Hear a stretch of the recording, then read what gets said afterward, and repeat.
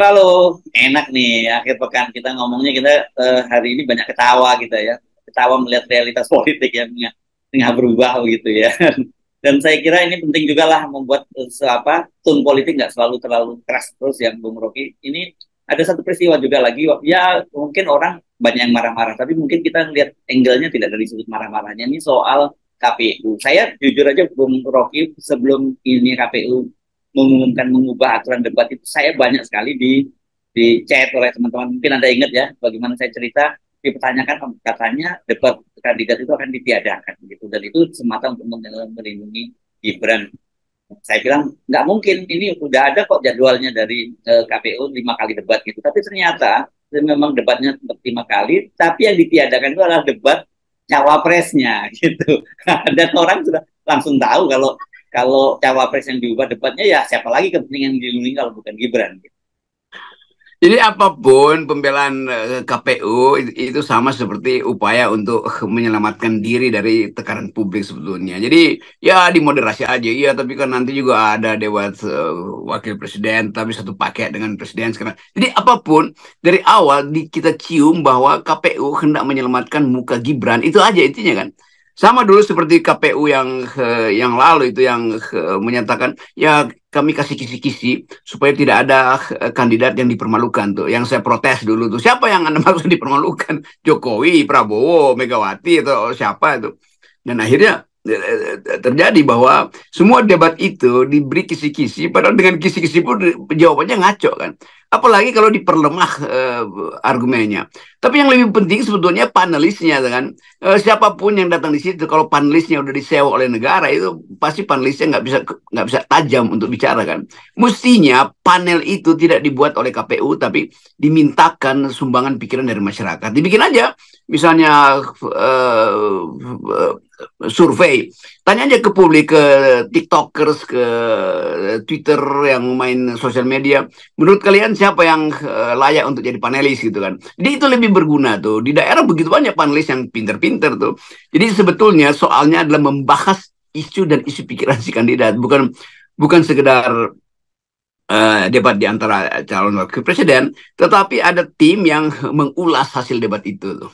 Ya, jadi saya kira nggak salah kalau kita kemarin juga bahas bahwa ini debatnya berarti meskipun nanti katanya porsinya akan lebih besar cawapresnya, tapi capresnya ada di situ. Berarti kan kalau kemarin Gibran itu menyatakan tenang saja Pak Prabowo saya sudah ada di sini, kali ini benar-benar dibalik betul. Pasti akan ketika debat Gibran sementara nengok ke belakang.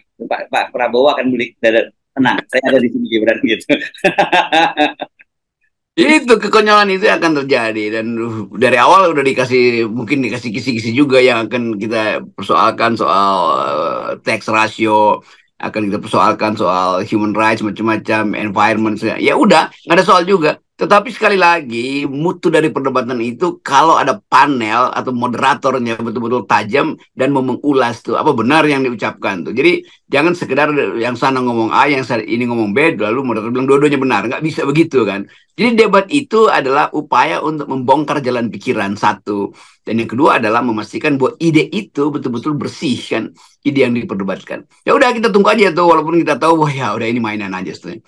Dan kita tahu sebenarnya debat itu bahkan di Amerika debat itu ya sedikit sekali mempengaruhi opini publik tuh. Karena orang di Amerika dari awal udah punya standing point tuh. Kalau dia Demokrat ya udah apapun yang diucapkan oleh calon Demokrat udah pasti benar. Sebaliknya juga Republik.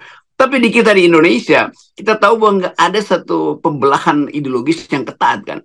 Kadang-kadang calon yang dari Wong Cili atau PDIP justru membela kepentingan oligarki kan ngaco kan. Demikian sebaliknya tuh mereka yang pro pasar bebas kadang-kadang menganggap bahwa ya ini karena negara Pancasila mesti keadilan sosial. Jadi mestinya kalau Anda pro pasar bebas ya pro aja supaya itu diuji berdasarkan ide keadilan sosial. Demikian sebaliknya tuh. Jadi kita mau tunggu mampu nggak moderator itu menuntun perdebatan itu dan betul-betul terlihat distingsi di dalam ide itu, ketajaman dalam gagasan itu aja yang mau ditonton oleh publik. Dan saya kira gini ya, dari sisi kita tentu penting sekali meskipun katakanlah seperti Anda sebutkan tidak ada pengaruhnya lagi terhadap elektabilitas. Tetapi tetap saja publik perlu mendapat panduan gitu tentang siapa sebenarnya calon presiden dan calon wakil presiden yang layak dipilih dari si kepalanya, dari cara dia mendeliver dan sebagainya kan kita harus tahu gitu. Ini kan terlalu konyol kalau alasannya KPU menyatakan bahwa kita penting menampilkan para pasangan capres dan cawapres ini bersama-sama supaya publik bisa mendapatkan melihat bagaimana kompaknya teamwork mereka. Masa dilihat dari situ?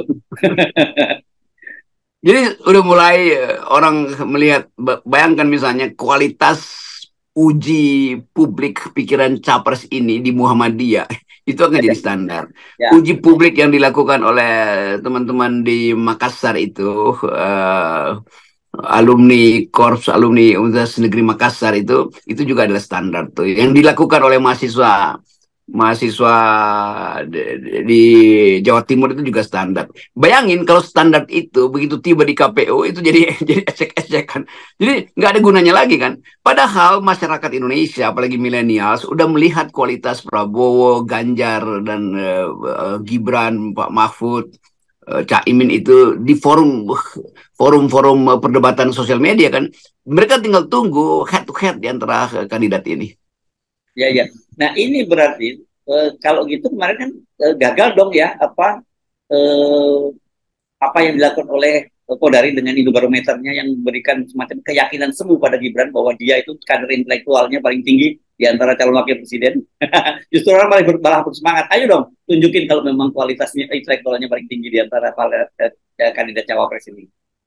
Ya, kalau Gibran gagal, itu artinya bukan Indobarometer yang gagal. Kualitas IQ-nya Kodari itu di bawah Gibran, itu aja.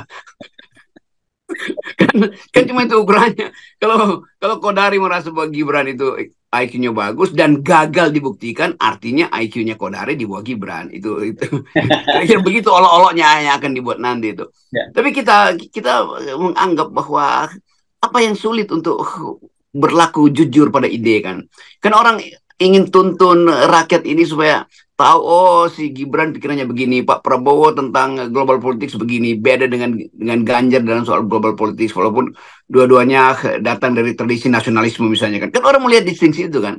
Jangan saling membenarkan, nanti misalnya Gibran atau Ganjar membenarkan ide Pak Prabowo, Prabowo membenarkan idenya Ganjar, karena soal EU pakai EU, seolah-olah debat itu terlarang tuh. Demikian juga Anies dan tadi saya baca satu berita, kata Caimin kalau Anies tidak menang, pasangan Anies dan Caimin tidak menang, maka Indonesia akan masuk di dalam kesulitan besar. Itu juga ngaco kan. Dan itu artinya kalau Ganjar menang, itu artinya Indonesia akan kacau. Demikian juga kalau Prabowo menang. Jadi dari awal juga orang mesti perhatikan, Caimin ini ngerti nggak bahwa dia ada dalam sistem pemilu yang harusnya bersifat saling menguatkan. Lain dengan saya, oposisi, saya justru nggak percaya pada semacam kejujuran pemilu. Tetapi kalau duel itu udah dimulai, seolah-olah Caimin itu ingin tampil juga searogan kubu 02 dan 03, itu kita masuk dalam jebakan yang sama kan. Jadi kita mau lihat nih kualitas pemimpin ini, termasuk Caimin dan Anies yang dijagokan oleh masyarakat sipil, juga akhirnya mulai terjebak di dalam arogansi, sama aja intinya. Jadi karena itu kita FNN menuntun perdebatan percakapan politik ini tanpa memihak pada siapapun. Kita cuma memihak pada akal sehat, memihak pada kejujuran argumen, dan bahkan memihak pada 0%. Yang tiga-tiganya itu justru nggak setuju dengan 0%. Ya. Oke. Tapi satu hal yang saya kira, Bung Rocky, apa yang dilakukan oleh KPU sekarang ini dengan melindungi Gibran itu nggak bisa dianggap sepele itu ya. Ini kan indikator bahwa sebagai penyelenggara pemilu mereka sudah mulai tidak fair, dan artinya tidak berlebihan kalau orang anggap ya sulit untuk berharap bahwa pemilu kali ini terutama pilpres tidak curang. Iya, itu Paman Usman akhirnya sekarang jadi ketua KPK, ketua KPU kan model Paman Usman itu yang dipraktekkan oleh ketua KPU sekarang, yaitu melindungi seseorang yang dititipkan oleh bosnya, oleh Presiden Jokowi kan. Jadi terlihat bahwa apa itu KPU? KPU itu dari awal didesain pertama untuk menyelenggarakan pemilu secara teknis, kedua untuk menyelenggarakan pemilu secara etis, ketiga untuk menyelenggarakan pemilu secara akademis. Itu yang saya dan teman-teman di awal KPU pertama di tahun 2000-an itu jadikan sebagai faktor masyarakat sipil. Kita undang dulu untuk meminta KPU bukan sekedar penyelenggara teknis, tapi juga penyelenggara etis, dan lebih dari itu penyelenggara akademis kan. Itu intinya tuh. Nah sekarang KPU hanya sekedar penyelenggara teknis tuh. Bahkan yang teknis pun itu diintervensi tuh, supaya secara teknis debat calon wakil presiden itu dibikin minim seminim mungkin tuh untuk menyelamatkan seseorang tuh. Padahal ya Pak Mahfud tentu menunggu debat antara Mahfud dan Gibran, dan Caimin juga menunggu debat dengan Gibran. Demikian juga Caimin dengan Pak Mahfud. Kan itu intinya tuh, supaya kita bisa lihat bahwa orang-orang yang akan kita pilih kualitas etis dan akademisnya tinggi gitu. Ya, iya, iya, iya. Tetapi dengan peristiwa ini, saya kira memang makin jauh harapan kita akan pemilu yang bersih dan tidak curang itu ya. Ya, udah makin kabur ke mata batin kita untuk melihat atau menembus lapisan-lapisan yang dipasang oleh kekuasaan tuh. Sekedar untuk meloloskan seseorang, seluruh peralatan dipasang di situ. Padahal publik internasional juga mengamati Indonesia. Itu pentingnya kita usulkan terus-menerus supaya KPU itu atau pemerintah bahkan secara resmi mengundang pengamat internasional untuk melihat debat, untuk melihat proses pemilihan umum, untuk melihat peralatan hukum yang dipakai untuk menjamin bebas adil rahasia itu. Tapi kelihatannya pengamat asing juga merasa ya percuma, karena dari awal itu desain kecurangan udah dibuat tuh. Jadi bahkan pengamat asing menduga dengan keras bahwa akan ada banyak manipulasi dalam pemilu hari ini. Dan itu mulai terlihat dari soal yang sangat simpel, yaitu kesempatan untuk mendengarkan debat terbuka antara capres-capres, capres-wapres, segala macam. Yang kemudian orang rumuskan nggak mungkin itu terjadi karena ada seseorang yang mesti dilindungi dan diselamatkan dari tertawaan publik.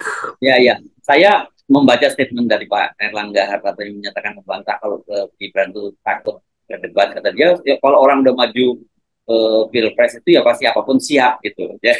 Nah tapi kalau kita lihat track recordnya Gibran kan dia hanya pernah menjadi wali kota Solo, dan debatnya di sana kan, mohon maaf kita tidak merendahkan profesi orang. Kita tahu bahwa lawan diri itu adalah lawan boneka gitu ya.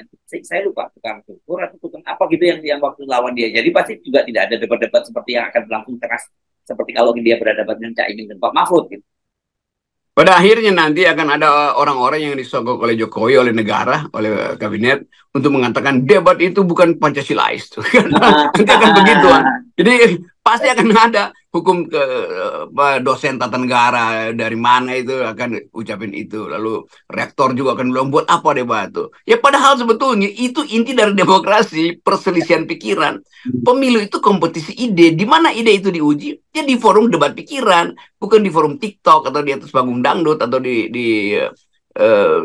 baliho yang akan berdebat dengan pohon tempat dia dipaku kan, bukan itu kan. Jadi kita tahu bahwa orkestrasi akan dipakai itu untuk membenarkan bahwa debat itu pada akhirnya tidak diperlukan. Kira-kira begitu nanti. Udah mudah lah kita tahu tuh akal-akalan dungu. Tapi saya kira pasti tidak akan disebut bahwa debat itu adalah ide kelompok radikal. Tapi saya kira mungkin akan disebut bahwa stigma ini adalah kelompok liberalis dan kapitalis yang itu akan terjadi tuh kelompok liberalis dan kapitalis nanti. Tapi akan banyak orang yang bongkar lagi loh. Konstitusi kita berasal dari debat panjang, bahkan 30, 40 hari, 60 hari nggak selesai orang berdebat di konstituante kan. Karena itu debat itu adalah tradisi awal para pendiri bangsa, kan itu intinya kan. Dan kita mungkin menunggu satu kecelakaan sejarah sehingga orang paham bahwa mereka yang akan menghalangi debat sebetulnya disogok oleh negara tuh. Jadi banyak ahli tata negara yang disogok oleh negara untuk mengabdi kepada kepala negara. Oke, tapi satu hal ini makin lama pemerintahan kita ini gara-gara satu keluarga makin dangkal saja ya, Bung Rocky. Iya, di dalam keluarga kan nggak ada perdebatan kan, itu tergantung apa namanya, apa kata ibu kan dalam lagu I'm Your Mother, You Listen to Me, kira-kira begitu tuh. Padahal publik dari awal sudah menunggu, karena publik bukan menunggu perdebatan. Publik sekarang menunggu siapa yang akan dilecehkan dengan perdebatan. Kalau sampai di situ kan, karena publik udah jengkel, ngapain nunggu debat lagi? Kita nunggu aja siapa yang akan dicelakakan di situ kan. Jadi siapa yang akan di roasting, siapa yang akan di rujak di situ kan. Jadi itu yang lagi ditunggu publik. Jadi publik bahkan udah mengintai. Kita nonton nonton rujak-merujak, roasting-roasting gitu. Dan sebetulnya itu. Jadi Ya. publik pun nggak peduli lagi mau isi debatnya apa. Bagi mereka ya udah itu nggak ada gunanya juga. Mereka cuma ingin melampiaskan kemuakan mereka atau Yes. bahkan kalau BEM sekarang bilang kejijikan mereka terhadap Ya. kekuasaan. Oke. Baik, terima kasih, Bung Rocky. Ya. Oke, Oke. tetap akal sehat. Ya. Yes.